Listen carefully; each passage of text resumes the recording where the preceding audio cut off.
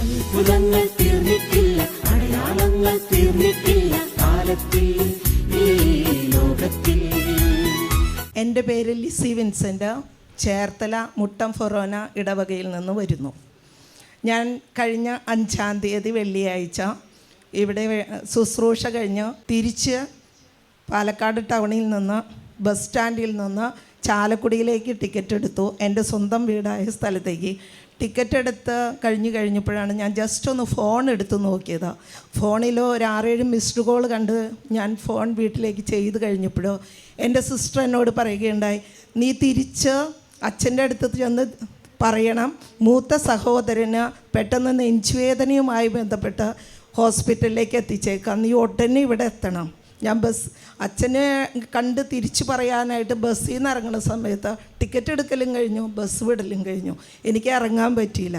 ഞാൻ ബസ്സിൽ ഇരുന്നു കൊണ്ട് തന്നെ അച്ഛന് അപ്പം തന്നെ വാട്സപ്പിൽ മെസ്സേജ് അയച്ചു, അച്ഛാ മൂത്ത ചേട്ടന് അച്ഛനെ അറിയാം, സഹോദരനെ ഇങ്ങനെ ബൈപ്പാസ് സർജറി കഴിഞ്ഞിട്ടുള്ള വ്യക്തിയാണ്, പേസ് മേക്കർ വെച്ചിട്ടുണ്ട്, 2 വാൽവ് മാറ്റിവെക്കപ്പെട്ട വ്യക്തിയാണ്.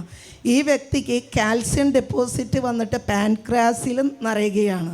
ഡോക്ടേഴ്സ് ആദ്യം ബൈപ്പാസിൻ്റെ വല്ല പ്രശ്നമാണോ, പേസ് മേക്കറിൻ്റെ ആണോ, വാൽവിൻ്റെ ആണോ എന്ന് ലിസി ഹോസ്പിറ്റലിലാണ് ഇതൊക്കെ ചെയ്തിരിക്കുന്നത്. ചാലക്കുടി സെയിൻറ്റ് ജെയിംസ് ഹോസ്പിറ്റലിൽ എല്ലാ പരിശോധനകളും കഴിഞ്ഞപ്പോൾ അതിനൊന്നും ഒരു തകരാറില്ല. അവസാനമാണ് മനസ്സിലാവുന്നത് പാൻക്രിയാസിൽ കല്ലാണെന്ന്. ആ കല്ല് ഓപ്പറേഷനിൽ കൂടെ തന്നെ പോകുള്ളൂ. എൻ്റെ അടുത്ത് ഉടനെ എത്താൻ പറഞ്ഞത് ബ്രദറിന് മക്കളില്ല, ബ്രദറിൻ്റെ വൈഫാണെങ്കിൽ ആസ്മ രോഗിയും കൂടിയാണ്. അപ്പോൾ എല്ലാ കാര്യത്തിനും നെട്ടോട്ട് ഓടാനുള്ളത് ഞാനാണ്. ബാങ്കിൽ ചെല്ലണം, പൈസ വാങ്ങണം, ആ സമയത്ത് എന്താ ചെയ്യേണ്ടതെന്നൊന്നും കർത്താവെ നീ ഇടപെടുത്തണേ. എനിക്കറിഞ്ഞൂടെ, എനിക്ക് ശക്തിയില്ല, സഹിക്കാനുള്ള ശക്തിത കർത്താവിനോട് സല്ലപിച്ചിട്ടാണ് ഞാൻ പോകുന്നത്.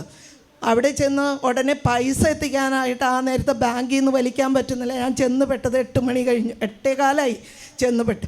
ഉടനെ എൻ്റെ സഹപ്രവർത്തകർക്ക് വിളിച്ചു പറഞ്ഞു, പൈസയൊക്കെ വീട്ടിലേക്ക് എത്തിച്ചു. എന്തായാലും 2 ദിവസം കഴിഞ്ഞ് ഹോസ്പിറ്റലിൽ നിന്ന് ഡോക്ടർ പറഞ്ഞു 5 ദിവസത്തേക്ക് ആൻറ്റിബയോട്ടിക് തന്ന് വിടട്ടെ, നോക്കാമെന്ന് പറഞ്ഞു. ആ 5 ദിവസത്തെ മരുന്ന് കഴിച്ച് കഴിഞ്ഞിട്ട് 6ാമത്തെ ദിവസം ഓപ്പറേഷൻ എന്നും പറഞ്ഞ് ഞങ്ങൾ പൈസയുമായി ബന്ധപ്പെട്ട് കൈപ്പിടിച്ച ഹോസ്പിറ്റലിലേക്ക് എത്തുക. അവിടെ ചെന്ന് കഴിഞ്ഞപ്പോഴാണ് ചേട്ടൻ്റെ കല്ല് പാൻക്രിയാസിൽ നിന്ന് എങ്ങനെ പോയി എന്ന് അറിഞ്ഞുകൂടാ. സൗഖ്യം നൽകി ദൈവം ഞങ്ങളെ അനുഗ്രഹിച്ചിരിക്കുന്നു. ഇനി 22 ദിവസം കഴിഞ്ഞിട്ട് വീണ്ടും ഒരു ചെക്കപ്പ് നടത്താമെന്ന് പറഞ്ഞിട്ടുണ്ട്. പക്ഷേ ഇപ്പോൾ ചേട്ടൻ പൂർണ്ണ ആരോഗ്യവാനായിട്ട് തിരിച്ചു വന്നിരിക്കുക.